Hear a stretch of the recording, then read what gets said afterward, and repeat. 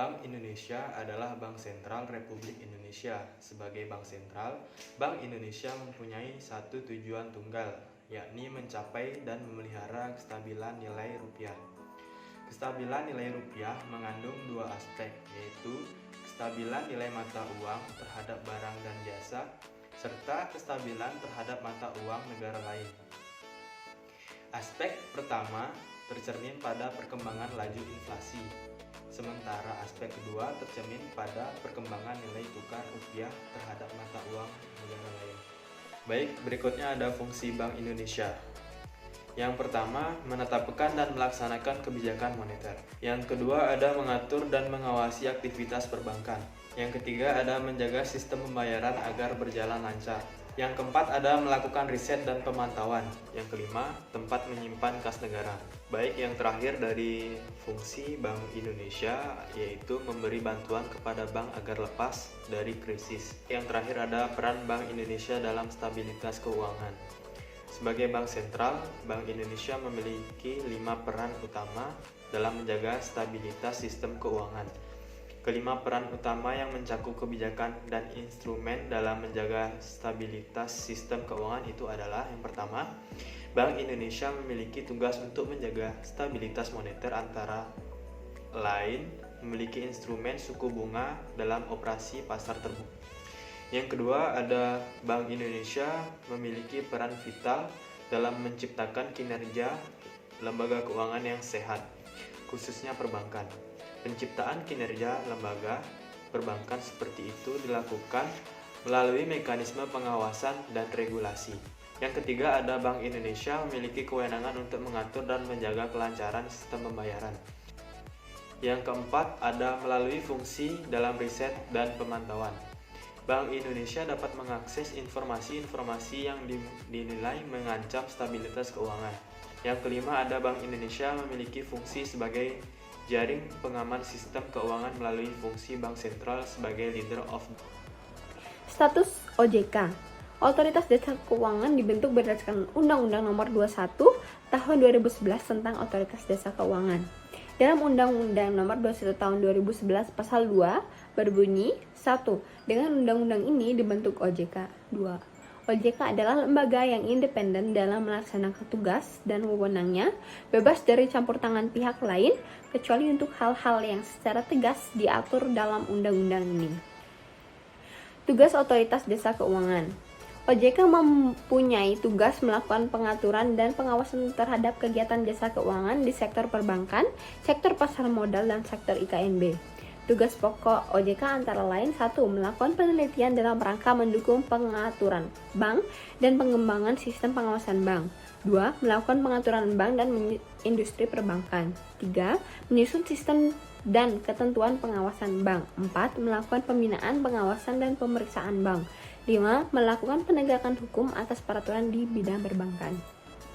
Tugas pokok Otoritas Jasa Keuangan pada sektor pasar modal antara lain: yang pertama, menyusun peraturan pelaksanaan bidang pasar modal. 2. Melakukan protokol manajemen krisis pasar modal. 3. Menetapkan ketentuan akuntansi di bidang pasar modal. 4. Merumuskan standar, norma, pedoman, kriteria, dan prosedur di bidang pasar modal. 5. Melakukan analis, pengembangan dan pengawasan pasar modal. Fungsi Otoritas Jasa Keuangan. OJK memiliki fungsi, tugas, dan wewenang pengaturan, pengawasan, pemeriksaan, dan penyidikan untuk sektor perbankan, pasar modal, dan industri keuangan non-bank atau IKNB. OJK memiliki peran penting dalam kegiatan di sektor keuangan. OJK melakukan pengawasan secara independen dan akuntabel. Peranan OJK dalam pengawasan dan pengaturan bisnis bank sangat luas karena mencakup pengaturan dan pengawasan secara mikroprudensial. Pertama, pengawasan terhadap bank. Salah satu peran OJK di sektor bisnis bank adalah melakukan pengaturan dan pengawasan untuk kegiatan usaha dalam bidang perbankan. Kewenangan OJK seperti yang tertuang dalam Pasal 7 Undang-Undang OJK adalah menetapkan pengaturan dan melakukan pengawasan. Dalam Pasal 7 Undang-Undang OJK juga disebutkan Peran OJK, Otoritas Jasa Keuangan dalam bisnis bank, untuk membuat pengaturan dan melakukan pengawasan tentang kesehatan bank yang mencakup yang pertama, laporan bank yang berkaitan dengan kesehatan dan performa bank. Kedua, pengujian kredit. Ketiga, sistem informasi debitur. 4, standar akuntansi bank. 4, likuiditas, solvabilitas, rentabilitas, kualitas aset, batas maksimum pemberian kredit, rasio kecukupan modal minimum, pencadangan bank, dan rasio pinjaman terhadap simpanan. 2. Memberi izin pendirian bank. OJK memiliki wewenang untuk memberi izin pendirian bank dan mencabut izin usaha. Ketentuan tentang kewenangan OJK yang berhubungan dengan tugas pengaturan bank terdapat dalam Pasal 8 Undang-Undang OJK. Ketiga, memperkuat ketahanan jasa keuangan. Kehadiran OJK di tanah air sangat penting untuk membantu menguatkan ketahanan jasa keuangan sehingga nantinya ada sistem pengawasan keuangan untuk bank.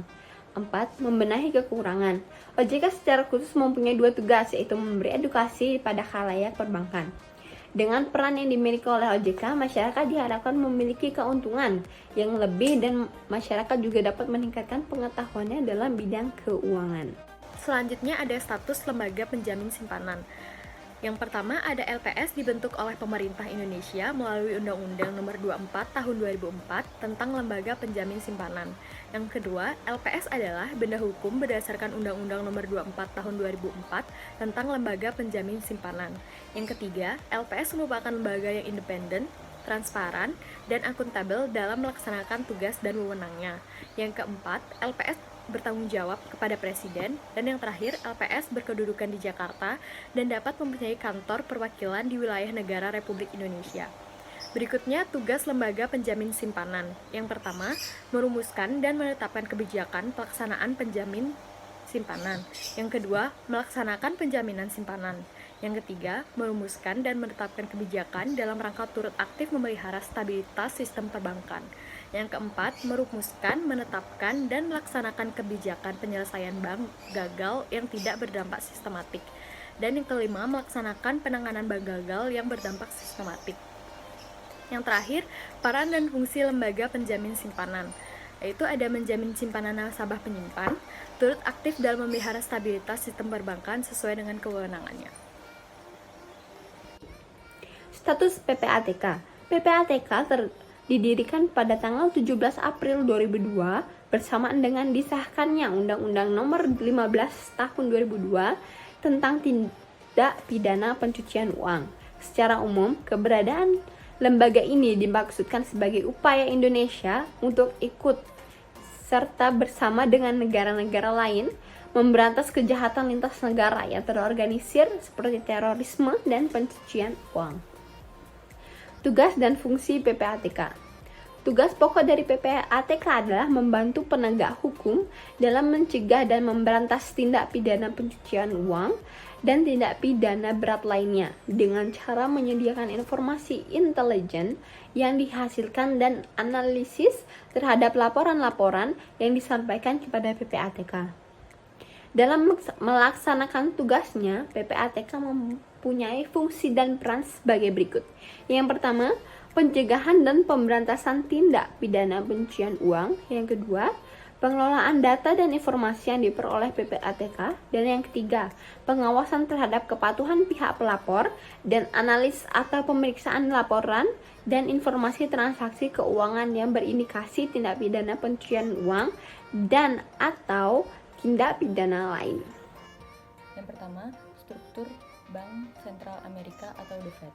Sebagai bank sentral yang menjaga gerbang ekonomi Amerika Serikat, The Fed memiliki tugas yang sangat kompleks. Namun, hal tersebut bukan suatu masalah, sebab The Fed memiliki 3 entitas utama yang menopangnya. Struktur yang pertama ada Dewan Gubernur. Dewan Gubernur merupakan entitas atau kunci utama yang menduduki posisi paling atas dalam struktur The Fed. Entitas ini adalah bentuk lembaga pemerintah pusat yang sifatnya independen. Dalam pengelolaannya, Presiden AS berwenang menunjuk 7 anggota dewan, termasuk untuk posisi kedua dan wakilnya, yang kemudian dikonfirmasi oleh Senat Amerika Serikat. Struktur yang kedua yaitu ada 12 Bank Federal Reserve, merupakan bank-bank cadangan federal yang beroperasi secara independen, tetapi berada di bawah pengawasan Dewan Gubernur. Entitas ini diberi nama sesuai dengan lokasi kantor pusatnya, yaitu Atlanta, Boston, Chicago, Cleveland, Dallas, Kota Kansas, New York, Philadelphia, Minneapolis, Richmond, San Francisco, dan St. Louis. Dalam pengelolaannya, masing-masing 12 Bank Federal Reserve ini didirikan secara terpisah dan memiliki dewan direksi yang terdiri dari 9 anggota. Bank-bank ini bertugas melakukan pekerjaan yang berhubungan dengan administrasi yang meliputi pertama, mengawasi dan memeriksa bank-bank anggota, yang kedua, meminjamkan ke lembaga penyimpan guna memastikan likuiditas dalam sistem keuangan, yang ketiga, memberikan layanan keuangan utama dan berfungsi sebagai bank untuk Departemen Keuangan Amerika Serikat, yang keempat, ada meneliti lembaga keuangan tertentu guna memastikan dan menegakkan kepatuhan dengan perlindungan konsumen dan hukum pinjaman yang adil.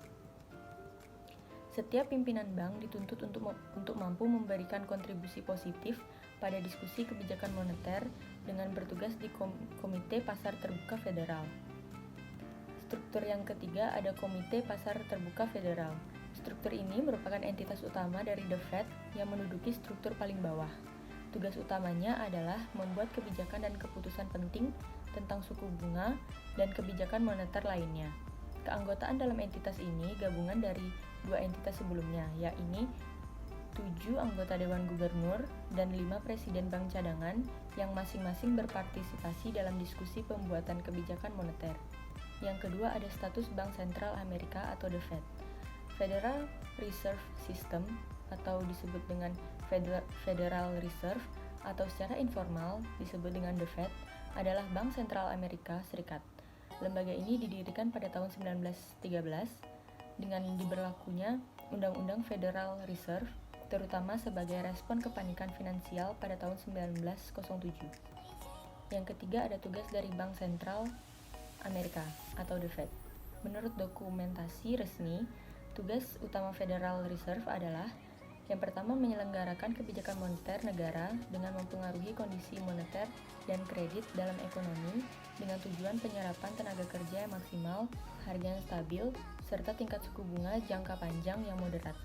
Yang kedua, ada melakukan pengawasan dan regulasi atas institusi perbankan untuk menjamin keamanan perbankan nasional dan sistem finansial nasional, serta melakukan perlindungan terhadap hak-hak kredit konsumen. Yang ketiga, menjaga stabilitas sistem finansial dan risiko sistemik di dalamnya yang dapat muncul pada pasar finansial. Yang keempat, menyediakan layanan finansial kepada lembaga penyimpanan, pemerintah Amerika Serikat, serta institusi resmi asing, termasuk memainkan peran penting dalam menjalankan sistem pembayaran nasional. Lalu yang keempat ada fungsi dan peran dari Bank Sentral Amerika atau The Fed. Berkembangnya ekonomi finansial Amerika menjadikan Bank Sentral atau The Fed ini memiliki kontrol yang kekuatannya lebih untuk mengatasi perkembangan yang signifikan pada saat itu. Pada dasarnya, The Fed ini memiliki kekuasaan terpisah dengan pemerintahan Amerika Serikat karena mereka dimiliki oleh swasta, sehingga mereka memiliki kontrol signifikan dalam pengelolaan finansial Amerika Serikat. Berikut adalah fungsi-fungsi dari The Fed. Yang pertama, yaitu sebagai formulasi dan implementasi kebijakan moneter. Fungsi ini merupakan fungsi utama dari The Fed. Tujuan dari pelaksanaan kebijakan moneter adalah untuk memastikan uang dan kredit yang cukup beredar sehingga ekonomi dapat berkembang luas bersamaan dengan tren pertumbuhan potensial jangka panjangnya di bawah kondisi-kondisi inflasi yang relatif kecil maupun tidak ada inflasi. Fungsi yang kedua yaitu pengawasan dan regulasi sistem finansial. Pengawasan ditunjukkan untuk mempromosikan keamanan dan kenyamanan lembaga-lembaga penyimpanan.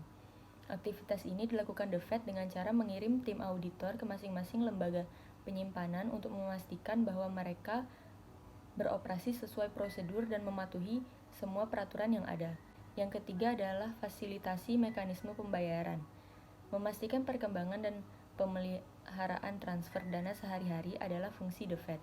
Fungsi ini juga sangat penting karena pembayaran selalu terjadi dalam kehidupan perekonomian negara manapun.